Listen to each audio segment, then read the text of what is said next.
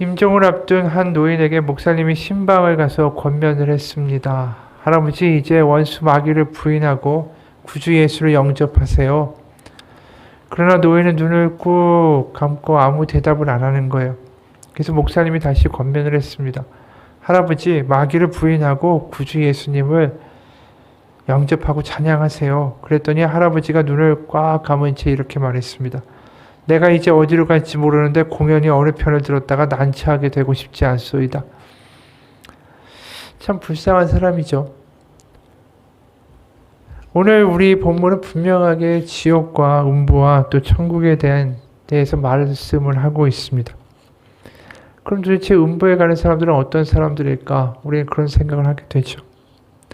표면적으로 보게 되면 이제 부자고 나사로는 거지고, 부자가 음부에 가고 가난한 자가 천국에 갔더라, 낙원에 갔더라. 뭐 그렇게 표면적으로는 보이지만 사실은 그거보다 더 깊은 이야기를 하고 있는 거죠. 오늘 본문에는 세 사람이 등장하죠. 아브라함, 나사로, 그리고 부자입니다. 부자는 엄청 호화롭게 삽니다. 나사로는 그 부자의 집에 커다란 대문 밖에서 이 거지로 버려진 음식을 먹고 살죠. 근데 이 나사로 거지가 죽습니다. 부자도 죽죠. 우리가 본 것처럼 나사로는 천국에, 보다 엄밀하게는 이제 아브라함 품에 안겼다고 이야기하고, 부자는 음부에 가게 됩니다. 여기 보면 19절 20절에 이런 말씀이 있어요. 한 부자가 있어 자색 옷과 고운 베옷을 입고 날마다 호화롭게 즐기더라. 그런데 나사로라 이름하는 한 거지가 헌데투성이로 그의 대문 앞에 버려진 채. 그럼 부자가 왜 음부에 가게 됐을까? 그것은 우리가 읽은 이 본문에도 힌트가 있는 것 같아요. 19, 20절. 그 나사로와 부자 사이에는 뭐가 있죠? 커다란 대문이 있었다라고 이야기해요. 그래서 그 커다란 대문 안쪽에서 부자는 자기가 생각하기에 자기와 비슷한 수준의 사람들하고 어울린 거죠. 이 부자가 출입을 할 때마다 대문을 통해서 나갔을 테니까 대문 근처에는 나사로를 얼마나 많이 봤겠어요. 매일 나가면서 보고 들어오면서 보고. 그런데도 전혀 나사로에 대해서 마음을 쓰거나 개의치 않았습니다. 그리고 문을 꽉 닫고 그 대문 높은 벽 안에서 자기들끼리 잘 먹고 잘 지내고 그렇게 살았다라는 거죠. 앞에 보면 이 커다란 집에 대문과 커다란 담, 이게 나사로와 부자를 갈라놓는 어떤 물리적인 장벽, 그렇게만 보이는 게 아니라 결국 궁극적으로는 나사로와 부자 사이에는 커다란 마음의 벽이 있다라는 거죠. 우리라고 말할 때 나사로는 그 우리에 절대로 들어올 수 없는 존재예요. 나하고 비슷한 존재가 아니고 나보다 열등한 존재라는 마음의 벽이 분명하게 있었다라는 거죠. 그래서 이 부자의 행동을 보게 되면 나사로에게 너는 나와 다르다라는 것을 분명하게 아주 뿌리 깊게 믿고 있었다라는 것을 엿볼 수 있는 대목이 있는데, 둘 다 이제 죽잖아요. 죽은 다음에 부자가 음부에 갔는데 부자가 나사로에게 직접 얘기하는 항목이 하나도 안 나옵니다. 다 아브라함에게 말해요. 어떻게 말하냐면 24절 불러 이르되 아버지 아브라함이여 나를 긍휼히 여기사 나사로를 보내어 그 손가락 끝에 물을 찍어 내 혀를 서늘하게 하소서. 내가 이 불꽃 가운데서 괴로워하나이다. 뭐라고 말하죠? 나사로를 보내라는 거예요. 나사로를 종 취급하고 있는 거죠. 또 27절에는 뭐라고 이야기합니까? 이르되 그러면 아버지여 구하오니 나사로를 내 아버지의 집에 보내소서. 30절 그렇지 않아이다 아니하나이다 아버지 아브라함이여 만일 죽은 자 가운데서 그들에게 가는 자가 있으면 회개하리이다. 그러니까 지금 아브라함을 통해서 나사로를 시키라는 거예요. 나사로가 보고 나에게 이제 물을 좀 주고 나사로를 다시 보내서 아직도 살아있는 일가에게 이 정말 죽으면 당신들 지옥에 옵니다 라는 이야기를 해주라고 이야기하는 거죠. 그러니까 부자는 죽어서도 여전히 나사로는 자신과 다른 저 열등한 존재예요. 그냥 무능하고 자기 집 앞에서 구걸이나 하는 하찮은 존재였다라는 것이죠. 자기의 수준과는 도저히 어울릴 수 없는, 걸맞지 않은 그런 종류의 인간이다라는 게 이 음부에 가서도 마찬가지예요. 그러니까 살았을 때의 그 커다란 마음의 벽이 죽어서도 여전히 존재한다라는 것이죠.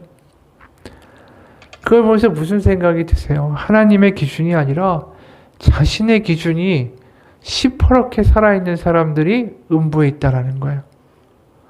그러니까 자신의 기준, 이건 정확하고 이렇게 돼야 되고 이렇게 하나님도 인정해야 되고 이것은 변함없이 아주 굳거나 룰이 되어야 된다 라고 주장하는 모든 사람들이 결국 음부에 있는 거죠. 그러니까 가만히 보면 고집센 사람들이 결국 문제가 항상 있다라는 생각이 들어요. 누군가 이런 말 합니다. 내가 하면 잘하고 남이 하면 불안하고, 내가 하면 창조적인 권고이고 남이 하면 거짓말이고, 내가 침묵하면 생각이 깊은 거고 남이 침묵하면 생각이 없는 거고, 내가 늦으면 사정 때문이고 남이 늦으면 시간관념이 없는 거고, 내가 실수하면 성공의 어머니고 남이 실수하면 능력이 없는 거고, 내가 봉사할 때는 겸손한 거고 남이 봉사할 때는 당연한 거고, 내가 화를 내면 소신이 뚜렷한 거고 남이 화를 내면 원래 그릇이 적은 것 때문이고, 내가 아프면 일을 많이 해서 쉬어야 하고 남이 아프면 너무 편안해서 체력이 없는 거고, 내가 약속을 어기면 사람이 그럴 수도 있는 거고 남이 약속을 어기면 사람이 그럴 수는 없는 거고, 내가 기도하면 은혜가 충만해서 하는 거고 남이 기도하면 일이 안 돼서 하는 거고, 내가 자리를 비우면 바쁜 만큼 유능하다는 것이고 남이 자리를 비우면 근무 태만이고, 내가 모은 재물은 하나님의 축복이고 남이 모은 재물은 일만하게 뿌리고, 내가 예배에 빠지면 형편상이고 남이 예배에 빠지면 믿음이 없는 것이다. 부자는 자기중심적으로 생각하죠. 그리고 늘 자기의 기준에 보기에 옳다라는 것을 고집하는 사람이었어요. 그러니까 계속해서 아브라함에게 나사로를 시키라고 이야기하죠. 나사로를 보내십시오. 그래서 나사로를 보내서 내 그 손가락 끝에다가 물을 찍어 내 혀를 서늘하게 하라고 하십시오. 나사로를 내 아버지 집으로 보내십시오. 여러분, 우리가 가지고 있는 이런 벽들이 있지 않습니까? 내가 만들어 놓은 벽과 기준과 생각과 판단이 이 하나님 앞에서 좀 무너질 수 없을까요? 변화되고 구원받는다. 우리가 하나님의 사람이 된다. 새로운 피조물이 된다라는 건 내가 가지고 있는 벽과 기준과 판단이 흔들리는 거예요. 내가 하나님 믿으면서 이게 흔들리지 않으면, 왜요? 말씀 때문에 흔들려야 되고, 하나님의 말씀을 들으면 그것 때문에 내 생각이 바뀔 수 있지 않으면 난 여전히 내 판단과 내 기준대로 사람들을 나눠놓는 그런 존재라는 거죠. 결국 오늘 부자를 보고 나사로를 보면 우리 가운데 알려주는 건 분명해요. 마음의 벽, 나의 기준이 흔들릴 줄 아는 사람. 왜? 하나님 말씀 때문에. 그런데도 우리가 여전히 자기 중심적인 사고들을 가지고 살게 되는 현대의 모습들을 보게 돼요.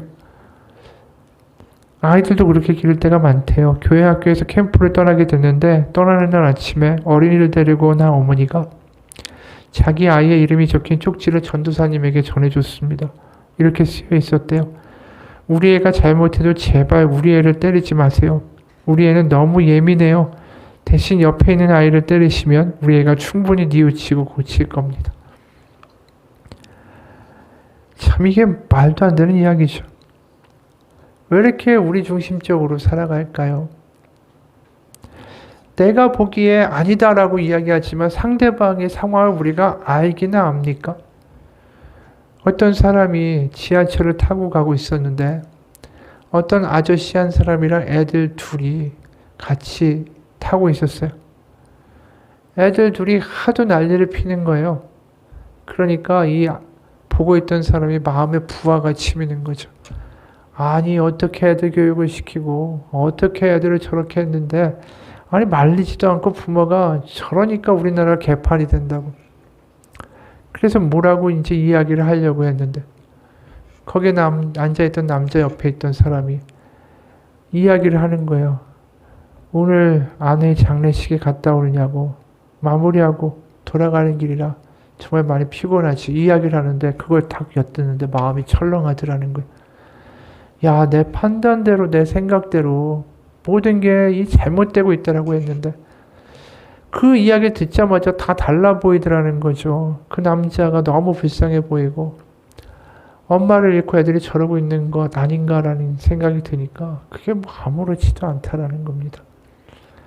우리가 우리의 기준으로 판단하고 정죄하고 다르고 못나고 이렇게 말할 수 있는 건덕지가 없어요.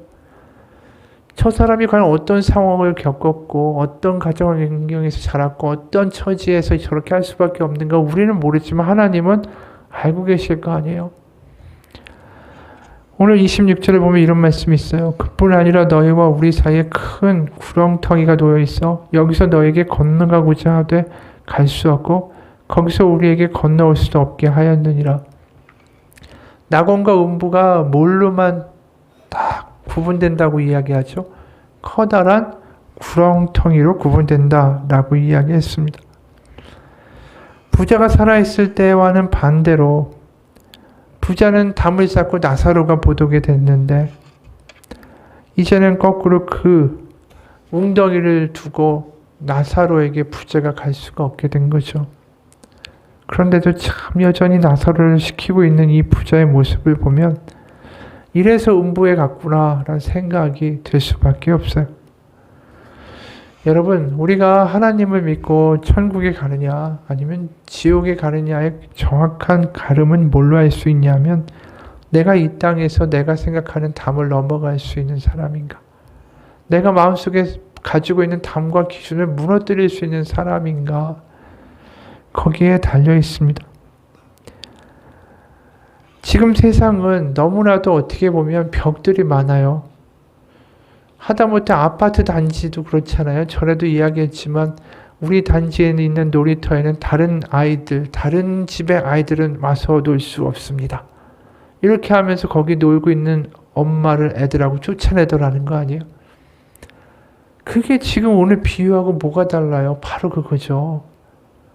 그리고 아파트 가격 담협해가지고 누가 싸게 내놓으면 어떻게 당신이 이렇게 아파트 값 싸게 떨어지게 혼자 이렇게 내놓을 수 있느냐라고 막 뭐라고 이야기하고.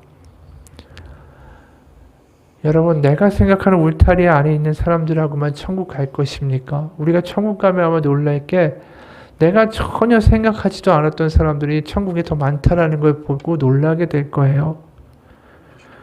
우리가 나하고 비슷하고 저 사람은 착하고 저 사람은 괜찮고 저 사람은 나하고 좀 교제할 만하고 이런 것들로 우리가 천국과 음부를 나눌 수 있는 기준을 가지고 있는 존재들입니까? 아니죠. 내 기준이 아니라 하나님의 기준이에요. 그래서 우리가 어떤 게 중요할까요? 듣는 게 중요하죠. 들려지는 게 중요한 거예요. 하나님 믿으면서 들려지지 않고 늘 내 생각대로 하고 늘 내 판단대로 하고 늘 내 기준대로 갈라내고 그거 왜 그런가요? 틀리지 않으니까요. 귀머거리가 됐으니까. 하나님의 말씀을 듣고도 내 마음 가운데 뭔가 깨어지고 부서지고 그래서 다르게 바라보고 다르게 판단하고 다르게 생각할 수 있는 그런 변화가 안 일어나는 거 틀리지 않기 때문이에요. 예수님이 그래서 몇 번을 이야기하십니까? 너희가 들어도 듣지 못하고 보아도 보지 못한다. 여러분, 우리가 하나님의 말씀이 들려서 오늘 하루가 그 말씀을 읽었을 때 그 하루가 좀 다르게 반응할 수 있는 사람이 된다면 그것만으로 우리는 하나님 안에서 정말 놀라운 복을 받게 될 거예요. 나는 하나도 변하지 않고 나는 들리지 않으면서 내가 원하는 복만 달라고 이야기하는 것만큼 하나님이 보실 때 답답한 게 어디 있겠어요? 우리가 하나님의 말씀이 들려지는 게 복이라고 하는 이유는 그것 자체가 어떠한 복을 가져다 준다는 직접적인 의미보다 말씀이 들려질 때 내가 나타나는 변화와 반응과 태도와 내 벽이 무너짐으로 내 삶이 달라질 수 있는 것이 복이라는 거예요. 나는 하나도 안 변하면서 복만 달라고 이야기하는 게 얼마나 어폐 있고 모순적인 말인지 몰라요. 여러분, 오늘 누가복음은 나사로와 부자의 비유에서만 이 이야기를 하고 있는 게 아니에요. 결국 이웃을 사랑하라는 이야기는 뭐냐면 내가 가지고 있는 벽을 무너뜨리고 내가 가지고 있는 기준과 생각이 변화되어 다르게 말하고 다르게 반응할 수 있는 삶으로 갈 때 그것을 이웃을 사랑한다라고 말할 수 있는 거예요. 그러니까 내가 똑같은 기준에서 누굴 사랑해줘야지. 그래, 이웃 사랑하라고 했으니까 사랑해야겠다. 그러면서 내가 생각하는 사랑은 콜라를 주는 거예요. 그럼 매일 콜라를 갖다 줘요. 그러면 받는 사람은 정신 나간 거 아니야? 매일 콜라만 줘. 이럴 거 아니에요. 그러고 콜라를 휙 던졌어요. 그럼 이 준 사람은 어떻게 할까요? 아니, 내가 사랑하라고 그렇게 매일 콜라를 줬는데 내 콜라를 갖다 버리다니. 내 사랑을 갖다 버린 존재는 내가 사랑하지 말아야겠어. 문을 닫는다라는 거지. 이게 비단 콜라라는 말을 하는 건 아니에요. 콜라는 하나의 그냥 비유일 뿐이죠. 내가 사랑하는 방식으로 남한테 사랑을 전달한다고 해서 그 사랑이 사랑으로 받아들여질까요? 아닐 수 있는 거 아니겠어요? 우리는 사랑마저도 내 기준으로 해요. 그리고 내가 사랑했다라고 이야기해요. 받은 사람은 받은 적이 없어요. 그게 사랑으로 안 들리니까. 나는 사랑한다는 게 그 사람에게 잔소리를 하고 잘 되라고 막 말하고 그 사람한테 막 문자 보내고 이러는 게 사랑이에요. 받는 사람은 그게 사랑이 아니라 스토킹으로 보이는 거 아니겠어요? 그러놓고서 사랑을 했는데 그 사람이 그 반응에 대해서 대응하지 않았다고 또 막 뭐라고 그러는 모습들이, 그러니까 사랑마저도 내 방식으로 하는 사람들을 볼 때마다 너무 안타까워요. 그러니까 부부도 갈등을 일으키는 게 그런 부분이에요. 게리 체프만이라는 사람이 5가지의 언어로 사랑한다라고 그랬어요. 사랑의 말을 좋아하는 사람을, 그러니까 말로 사랑한다는 게 정말 사랑이 전달되는 사람이 있고요. 선물로 전달해야만 그게 사랑이라고 받아들이는 사람들도 있고요. 행동과 도움으로 나타나야 정말 저 사람이 날 사랑한다라고 느끼는 사람도 있고요. 사랑의 언어가 다르다는 거예요. 그러니까 우리가 이웃을 사랑한다라는 말 자체가 사실은 굉장한 말이에요. 내 방식으로 이웃을 사랑하는 게 아니라 하나님이 주시는 마음으로 내 기준과 내 판단과 내 기준으로 뭐 사랑하고 내가 정죄하고 실망하고 이런 게 아니라 그냥 그 사람 그 존재 자체로 받아들여 줄 수 있는 마음이 되는 거죠. 그래서 너 나랑 참 다르구나. 하지만 그래도 우리야. 그러면서 너하고 나하고 다르다. 내가 해봤는데 사랑 줘봤는데 너 나랑 달라. 그러니까 너하고 나는 끝이야가 아니라, 그러니까 정말로 사랑하려면 뭐가 필요합니까? 내 기준이 무너져야 돼요. 내 생각과 내 판단이 무너져야 사랑할 수 있는 거죠. 그게 어떻게 무너질까요? 하나님이 그렇게 하셨으니까. 하나님의 아들 예수님이 이 땅에 오셔서 너는 이러니까 넌 열애. 넌 이러니까 사랑받을 자격이 없어. 너는 이렇게 왔다 갔다 하는 애니까 너도 제외. 이런 식으로 하셨다면 얼마나 힘들었겠어요? 하나님의 아들 예수님이 이 땅에 오셔서 사랑하신 방식이 누구든지 나에게 오라고 하셨지 누구를 갈라내고 잘라내고 평가하는 일이 아니었다라는 거죠. 바로 나도 그래서 하나님 앞에 사랑받을 수 있다라는 거 확신할 수 있는 거예요. 나 같은 사람도 하나님이 사랑하시는데 내가 누구에게 무슨 전제를 깔고 무슨 평가를 하고 무슨 너는 나하고 다르다라고 이야기하겠어요. 우리가 하나님의 은혜 가운데 있으면, 그래서 그 말씀이 들려지기 시작하면 나 같은 사람도 하나님 받아주시고 또 하나님이 이렇게 말씀하시는데 그 말씀이 들려지니까 내가 판단하고 정죄하고 갈라내고 쪼개고 이거 안 하는 거죠. 그냥 있는 그대로 받아주는 거예요. 여러분, 정말로 믿음이 있고 변화가 된다는 건 내가 얼만큼 기도하고 내가 얼만큼 말씀 읽고 내가 얼만큼 헌금하느냐가 아니라 다른 사람한테 할 때 드러나요. 그래서 결국은 우리가 특히 약자한테 어떻게 할까 하는가에서 우리의 진짜 믿음이 드러나는 거예요. 왜냐면 약자한테는 마음대로 해도 되니까. 근데 마음대로 안 한단 말이죠. 우리가 정말 약자한테 어떻게 하는가, 울타리 바깥의 사람에게 어떻게 하는가, 그 사람이 정말 은혜 받은 사람이 아닌가를 판단할 수 있는 기준이다라는 것이죠. 바리새인이 보면 바리새인들이 결국 하나님 앞에 커다란 저주를 받게 되는 이유가 뭡니까? 그들이 그거 나누는 걸 굉장히 잘했어요. 너는 천국 갈 사람? 너는 아니야. 너는 나와 비슷한 사람? 너는 우리와 어울릴 수 없는 사람. 그러다 보니까 마태복음 23장 13절에 뭐라고 하시냐면 화했을진저 외식하는 서기관들과 바리새인들이여 너희는 천국 문을 사람들 앞에서 닫고 너희도 들어가지 않고 들어가려 하는 자도 들어가지 못하게 하는도다. 예수님은 그들이 정해놓은 울타리들을 다 부시는 분이셨죠. 그러니까 문둥병자, 창기, 세리, 그들이 울타리를 치고 절대 넘어오지 못하게 하는 사람들과 함께 식사하시고 어울리시고, 그러니까 그것 때문에 바리새인들이 못 참은 거예요. 자신들이 정해놓은 울타리를 부수는 회방하는 자가 예수님이기 때문에 결국 예수님을 죽여야만 하는 거죠. 오늘도 결국 그 말씀 보여주시는 거예요. 나사로와 부자의 결국 지옥과 음부로 갈린 이유는 결국 그 울타리를 딱 정해놓고 그렇게 살아간 삶이 결국은 패망이다라는 거죠. 오늘도 보면 누가복음 10장에 오늘 이 예수님이 나사로와 부자 비유하신 다음에 바로 이 이야기를 하세요. 누가복음 10장 25절부터 37절까지 우리가 아는 사마리아인의 비유죠.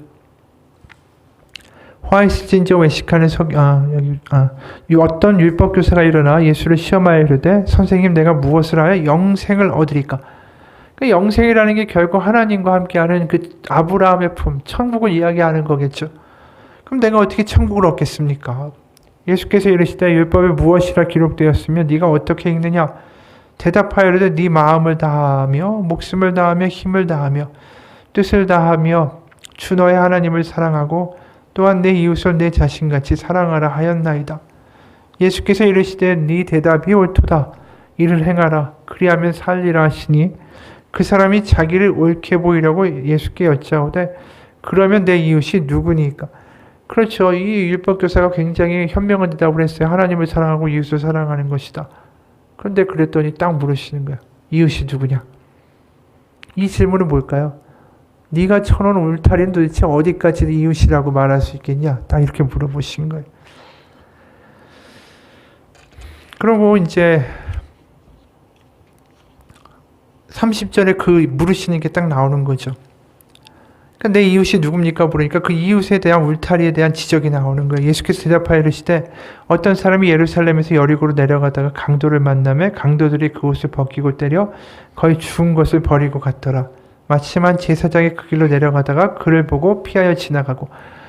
그러니까 과연 너희들이 치고 있는 울타리가 어디까지냐, 어디까지 이웃으로 볼 수 있느냐, 그 이웃에 대한 그 너희들이 치고 있는 울타리가 얼마나 엉망인지를 너희가 알아야 된다는 이야기를 하시는 거죠. 제사장은 피해갔대요. 아니 사람이 죽었는데 도와줘야 될 거 아니에요? 근데 제사장이 그랬어요. 그 다음에 레위인이 지나가요? 레위인도 피하여 지나가요. 어떤 사마리아 사람은 여행하던 중에 거기에 이르러 그를 보고 불쌍히 여겨 가까이 가서 기름과 포도주를 그 상처에 붓고 싸매고 자기 짐승에 태워 주막으로 데려가서 돌보아 주니라. 그리고 이튿날 그가 주막 주인에게 데나리온 2를 내어주며 이르되 이 사람을 돌보아 주라. 비용이 더 들면 내가 돌아올 때 갚으리다. 그러니까 이제 물어보시죠. 누가 정말 이웃이 되겠느냐? 그럼 다윗 뭐라고 이야기해야 되죠? 사마리아인입니다. 이렇게 얘기해야 될 거 아니에요. 그런데 뭐라고 얘기하냐면 자비를 베푼 자니이다. 차마 사마리아인이 이웃이라고는 말 못하겠는 거예요. 이 사람이 지금. 그 당시에 유대인들과 사마리아인이 얼마나 적대적인 관계였는가. 유대인들은 사마리아인들을 완전히 멸시했죠. 왜냐하면 북왕국이 망하고 아수르가 들어오면서 아수르가 이민 정책을 써가지고 유대인과 아수르 민족이 혼혈 집단이 됐고, 또 그러다 보니까 유대인들이 이 사마리아인들과의 그 관계들이 안 좋았어요. 나중에 포로에서 돌아와가지고 바벨론에서 성벽을 지을 때도 사마리아 사람들이 와서 방해를 했고, 그러니까 계속해서 악감정이 있었던 두 민족의 관계였던 거죠. 그러니까 사마리아인은 정말 천대했어요. 정말 이방인보다 더 악한 존재처럼 생각했는데 사마리아인이 이렇게 했다라는 거예요. 그리고 이웃이 누구겠느냐 그러니까 사마리아인이 이러면 큰일 나는 거죠. 자신들이 정한 그 기준에서 사마리아인은 절대 이웃이 될 수 없는 거예요. 뭐 얘기하시는 거예요? 사마리아인처럼 사람들을 도우라는 도덕적 교훈의 이야기를 하시는 게 아니에요. 이 이야기의 초점은 뭐냐면 네가 정한 울타리를 부수지 않으면 네가 영생을 얻을 수 없다는 거예요. 지금 요지는 애초에 물었던 게 어떻게 영생을 얻겠습니까? 그러니까 이 나사로와 부자의 비유하고 똑같은 이야기를 하고 계신 거예요. 결국 이웃사랑이라는 게 무슨 이야기죠? 아내를 사랑한다, 남편을 사랑한다는 게 뭐죠? 울타리를 넘어가는 거예요. 내가 말한 기준, 내가 생각하는 기준을 정해놓고 이렇게 하면 여기에 들어올 수 있고 이렇게 하면 내가 이뻐해 줄 거야 라고 만들어놓은 그 울타리들을 허물어야 된다는 거죠. 그 울타리가 있는 집들이 얼마나 지식사할 정도로 힘든지 몰라요. 여러분, 우리가 누군가를 사랑한다라는 건 내가 정한 기준에 들어와서 내가 너 사랑해 줄만해, 이뻐해 줄만해, 조건적인 사랑을 하라고 우리가 부름받은 게 아니잖아요. 우리가 어려서부터 오해하는 것 중에 하나가 할머니 말 잘 들으면 사탕 줄게. 그러면 사랑이라는 게 뭔가 잘해야 받을 수 있는 거라고 생각하게 되는 거래적인 생각을 많이 하게 된다는 거죠. 우리도 항상 그래요. 네가 잘해야 내가 뭘 해줄게. 네가 말 잘 들으면 뭘 해줄게. 네가 시험 잘 보면 뭘 해줄게. 항상 거래적으로 우리가 사랑을 이야기하잖아요. 뭔가 잘해야만 받을 수 있는 게 사랑인 것처럼 우리가 주변에 이야기하잖아요. 근데 그게 아니라는 거죠. 내가 정해놓은 기준과 벽과 틀과 이런 것들을 정말 무너뜨리고 내가 과감히 그걸 넘어가 볼 때에 그게 하나님의 사랑이라는 거예요. 그렇게 해보니까 달라지더라는 거예요. 그걸 하신 분이 하늘에서 이 땅까지 커다란 엄청난 간격이 있잖아요. 하나님과 피조물이라는 존재가 얼마나 큰 간격이 있어요. 근데 그 울타리를 뛰어넘어 오신 분이 누구예요? 예수님이에요. 예수님도 그 울타리를 넘어오는 게 얼마나 대단한 일이에요. 하나님의 아들이 일개 피조물의 몸을 입고 이 땅에 온다는 게 그게 사랑이라는 거예요. 근데 우리는 내가 가지고 있는 그 울타리도 못 넘어요. 그 울타리의 조건에 맞으라고 강요만 하지 부술 생각을 하지 못한다는 거죠. 여러분, 우리의 울타리를 부술 수 있는 사람이 되기를 원합니다. 내가 가지고 있는 기준과 생각을 가지고 울타리를 만들고 사람들을 거기에다가 딱 맞춰서 하려고 하고 그 울타리를 넘어갈 수 있을 때 하나님의 성령의 역사가 있고 변화가 있어요. 그게 사도행전이에요. 사도들이 유대인들에 대해서 아직도 그 바깥의 이방인에게 복음을 전하는 거에 있어서는 꺼렸어요. 왜냐하면 율법이라는 게 있으니까요. 하루아침에 율법을 무시하고 정결법을 다 무시하고 율법에서 말하는 부정한 음식을 막 먹고 그럴 수 없는 거 아니겠어요? 특히 이방인들은 더 그런데. 그런데 사도행전에서 성령을 받고 고넬료 사건부터 시작해서 무슨 일이 벌어지죠? 이방인 선교가 터져나가기 시작하는 거예요.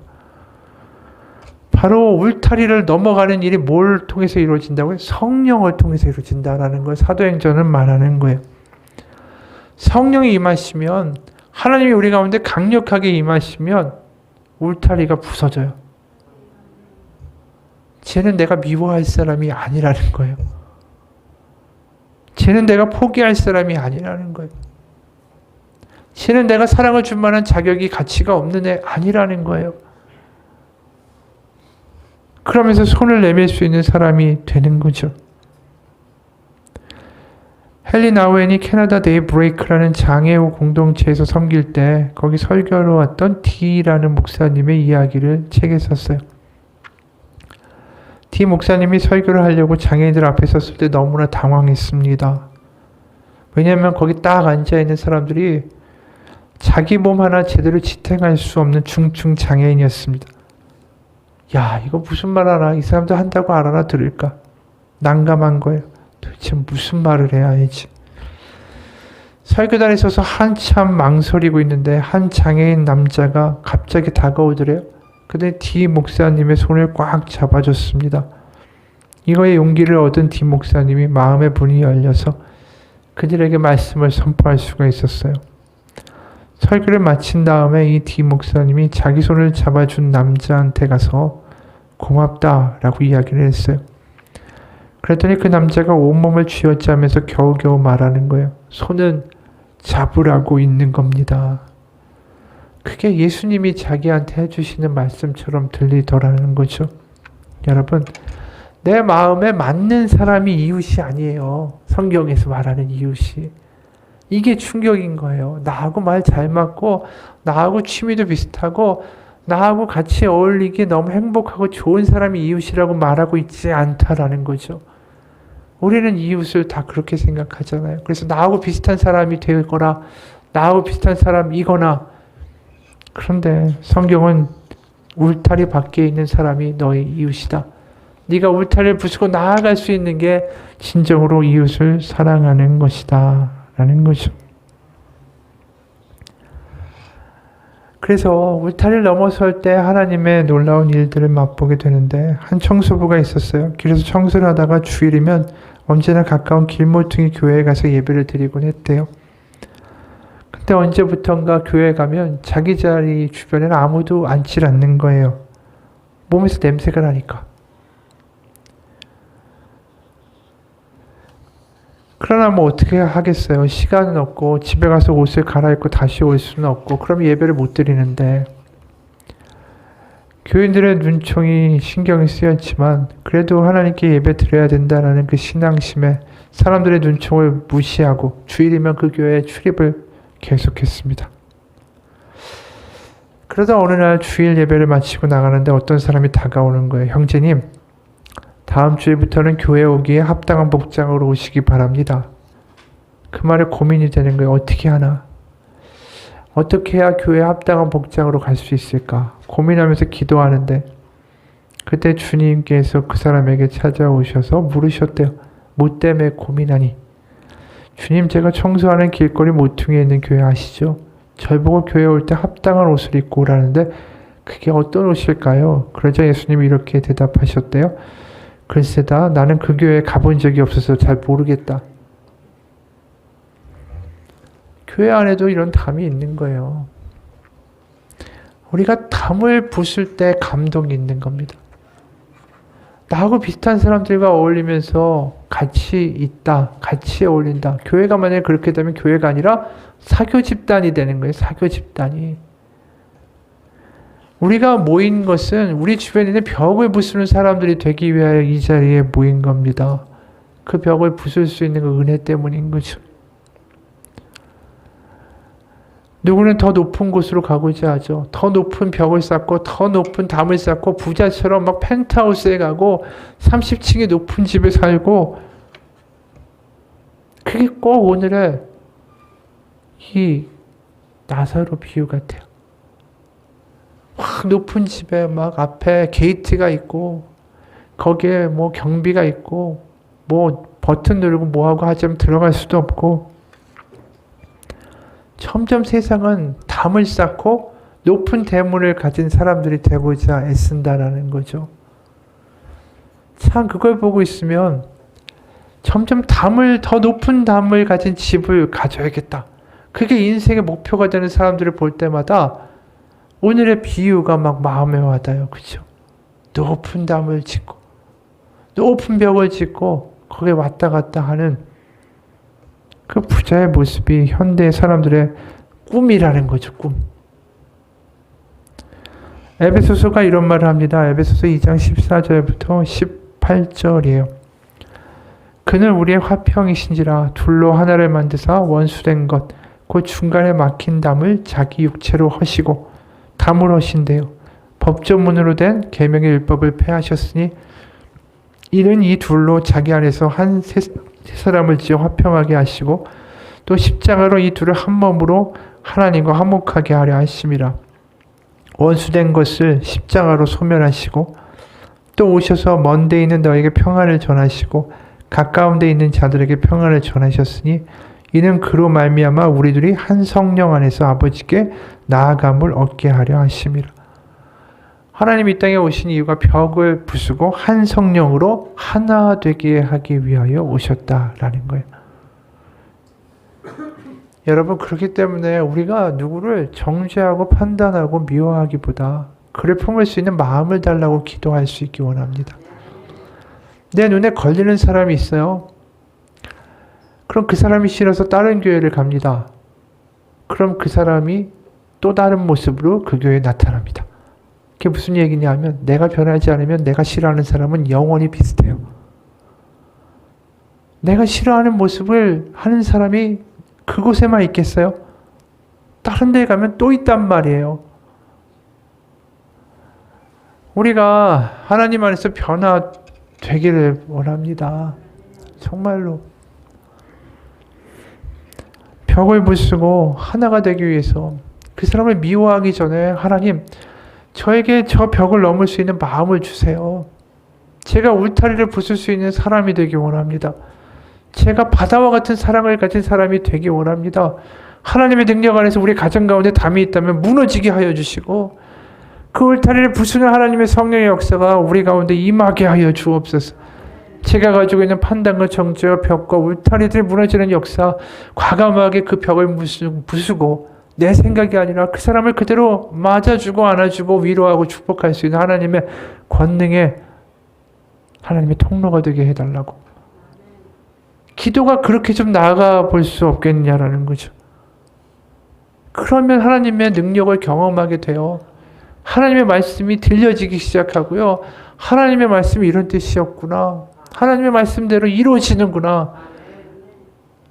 내 생각과 내 판단대로 계속 성경을 읽으니까 부자같이 담을 쌓아놓고 내 생각, 내 판단 다 가지고 성경을 읽으니까 난 하나도 안 변하고 그냥 내 기준에 맞춰서 성경을 인용할 뿐이잖아요. 그렇게 하나님 앞에서 더 큰 사랑, 담을 넘게 해달라고 하고 하나님 말씀 없어서 이렇게 이야기할 때에 품으려고 할 때에 하나님의 말씀이 들려지기 시작하고 그 말씀이 나에게 은혜가 되기 시작하고 그러면서 내 삶이 하나님 안에서 변화되는 거예요. 그게 은혜 받는다라고 이야기하는 거예요. 그러니까 교회에서 내가 11조를 했더니 뭐 10배의 복을 받았어. 그건 간증이 아니에요. 복 받았다고 자랑하는 거지. 우리가 예수님 믿는 이유는 하나예요. 벽을 부수는 사람이 되는 거죠. 가정에서의 벽을 부수고 우리 교회 가운데 있는 벽들을 부수어내고 그 벽을 부수는 사람 하나님이 너무 사랑하실 거예요.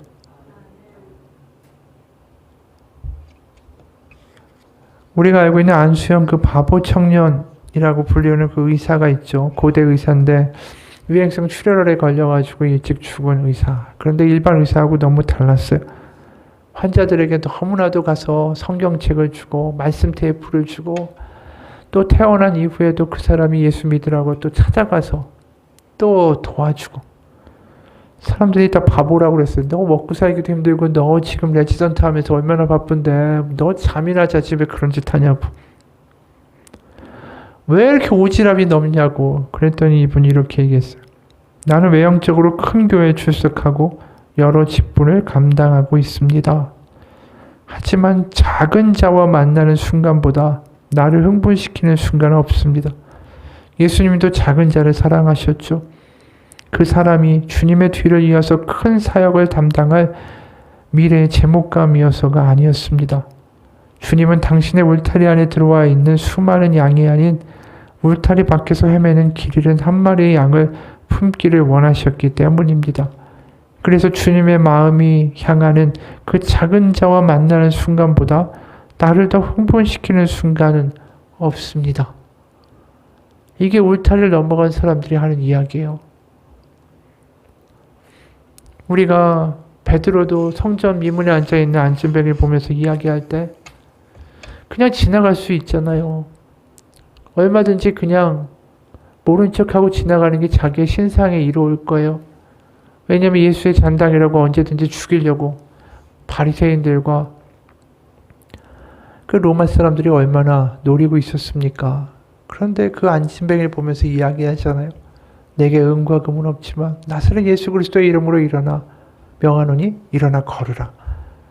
그게 세상의 차별과 벽이 무너지는 얼마나 근사한 장면이에요. 우리 가운데 벽을 부수려고 할 때에 그런 기도를 할 때에, 그런 삶을 살아갈 때에 하나님이 우리 가운데 역사하시고 또 성령으로 우리 가운데 충만케 하실 것을 믿습니다. 같이 기도하겠습니다. 하나님, 우리의 기도가 변하기 원합니다. 넘어갈 수 있고 벽을 부술 수 있고 더 사랑할 수 있고 더 하나님 가운데 넓어질 수 있는 지경으로 나아가는 그러한 사람 되기 위하여 기도하기 원합니다. 내 조금만 울타리 안에서 내 거 지켜달라고 더 큰 울타리를 지어서 적의 또 사방의 위협으로부터 우리를 구해달라고 나를 지키고자 전전긍긍하는 믿음이 아니라 그 울타리를 부수고 하나님의 능력으로 세상을 변화시킬 수 있는 하나님의 은혜의 사역자, 능력자가 되기 위하여 기도하게 하여 주옵소서. 그럴 때 우리는 크신 하나님을 만나게 될 것입니다. 능력의 하나님을 만나게 되고 생각지도 않게 우리를 변화시키고 우리의 문제조차도 하나님 가운데 놀랍게 해결하신 하나님을 만나게 될 것입니다. 담을 넘어가는 자들은 하나님이 그를 기억하고 그를 돌보시고 그들 가운데 역사하실 것입니다. 그게 사도행전의 증거고 그게 말씀의 증거입니다. 하나님, 또 다른 차원의 믿음을 경험할 수 있는 내년 한 해가 되기 원합니다.